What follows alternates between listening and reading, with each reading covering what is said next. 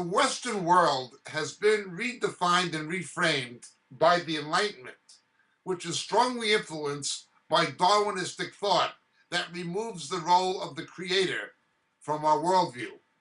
As a result of that, they see religious belief of any kind of faith-based belief, or belief in the afterlife or the supernatural, or creation, let alone new creation, they see it as superstitious and contrary to a scientific worldview, not taking into account that Darwinism itself is contrary to a scientific worldview from what we know about recombinant DNA and so forth. And the second law of thermodynamics, Darwinism itself is easily challengeable as being unscientific.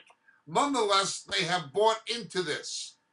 You'll find something curiously, for instance, in Great Britain, most of the Christian unions at university, the student members of the Christian unions tend to be science, mathematics, and engineering students. A disproportionately large number are from technical backgrounds, what in the United States is called STEM, science, technology, engineering, and math. The others consider it to be non-scientific. Well, this is journalism. They're largely non-scientists. They're people with no scientific background who subscribe to the worldview put across by Darwinism. Darwinism itself is in turmoil in the scientific community because information science tells us that information, highly coded information, does not come from a vacuum. But people who are non-scientists are unaware of this, and they're unaware of the political battle within the realm of the scientific community itself. So they're entirely prejudiced by this Darwinistically influenced worldview of a post-Judeo-Christian society. Now, as for the idea of religion and teaching moral values, again, the gospel of Jesus is different than any religion.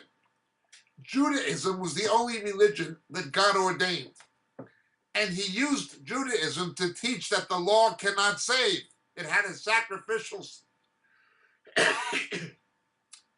system of atonement to compensate for the fact, or to make atonement for the fact that the Hebrews could not keep the rest of the law.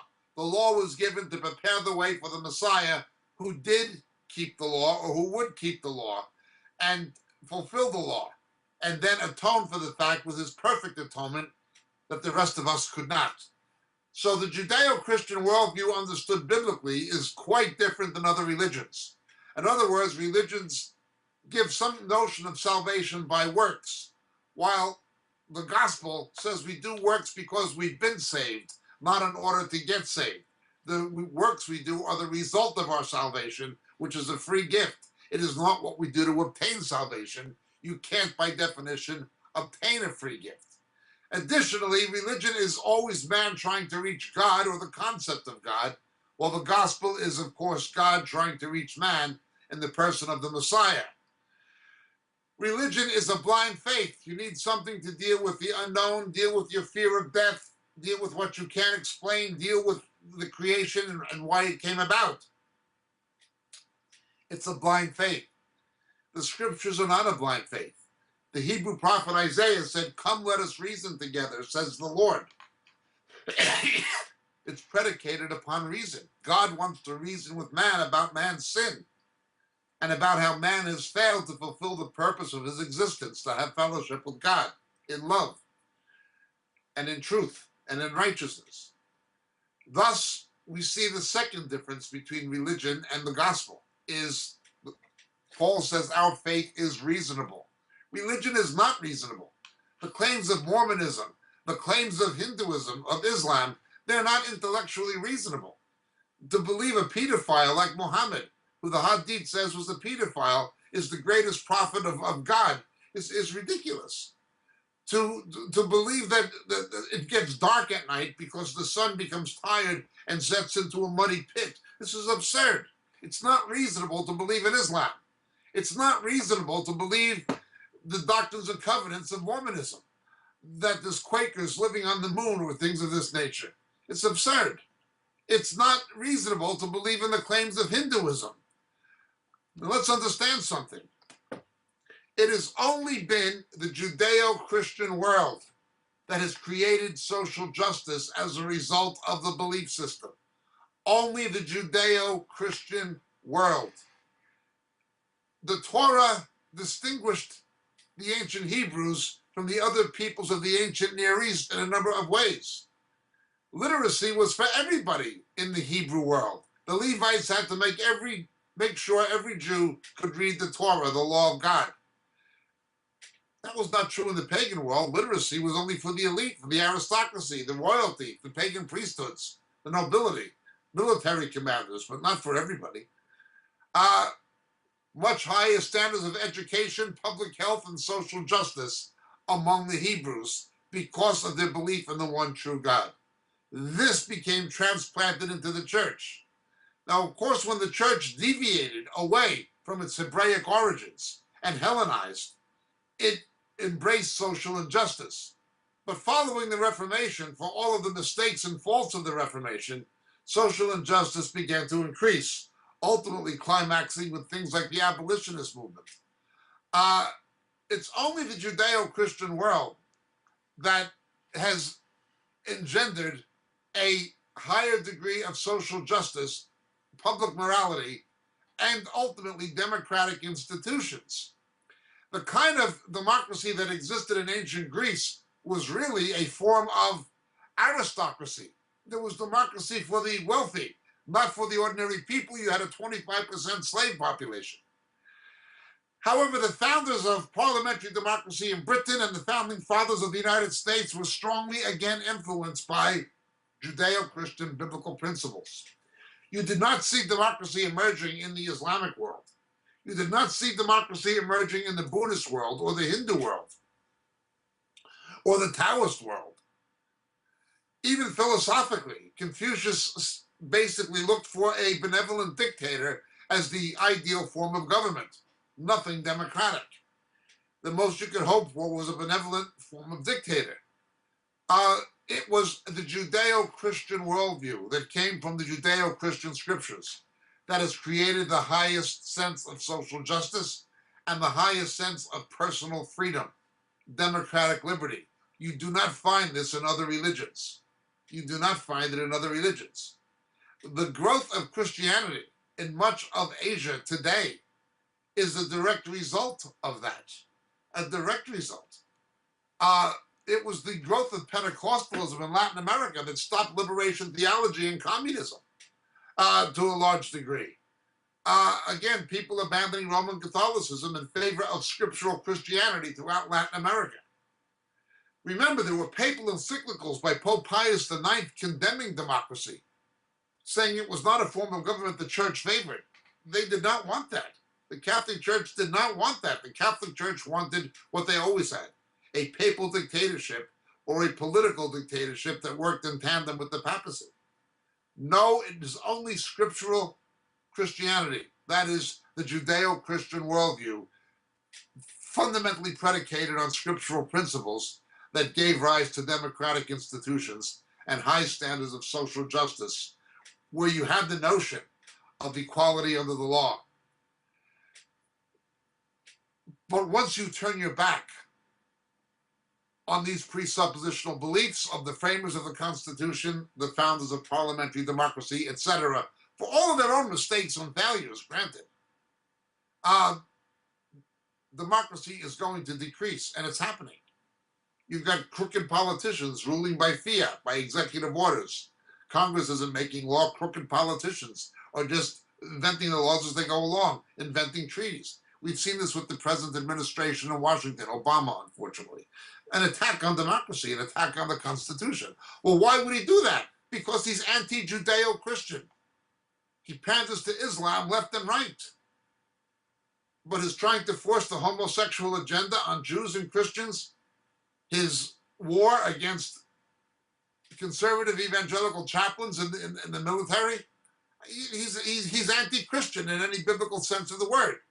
Now, if you're a liberation theologian and you're somebody who perverts some version of Protestantism into a political agenda, like Al Sharpton or Jesse Jackson, and you simply use religion as, or misuse religion as a propaganda tool, that's fine with them. But it's not fine if you uphold the actual biblical principles. Having said that, as we pointed out in previous broadcasts, the same was true on the right. Some of the actions of the late Jerry Falwell and others are indefensible, what they've done. Embracing an antichrist like Sun Myung Moon, calling him an unsung hero simply because they agreed with his politics and taking money from him. This is unfortunate. We've talked about this before. This relates to something called the leaven of Herod, which we're going to be doing a teaching on in the near future. Nonetheless, let's understand this further.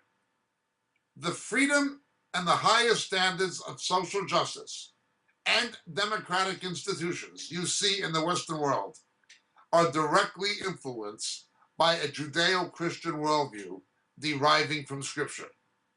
There have been perversions of it, such as Calvinism, which supported the institution of slavery in many cases, and of course of Roman Catholicism, Eastern Orthodoxy, etc. Perversions of it. But pure biblical faith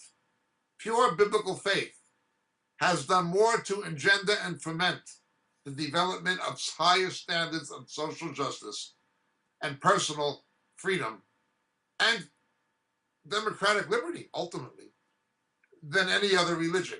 You do not find that kind of a history in Islam, Buddhism, or Hinduism. Neither do you find it in atheism or the non-theism of progressivists.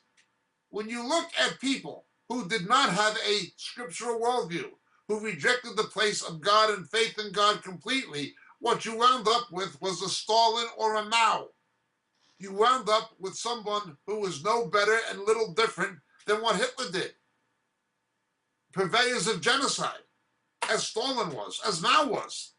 Mao killed 40 million people. Stalin killed 50 million people in the name of atheism. One of the lies of the progressivist idiocracy is more people are killed in the name of religion than anything else. No.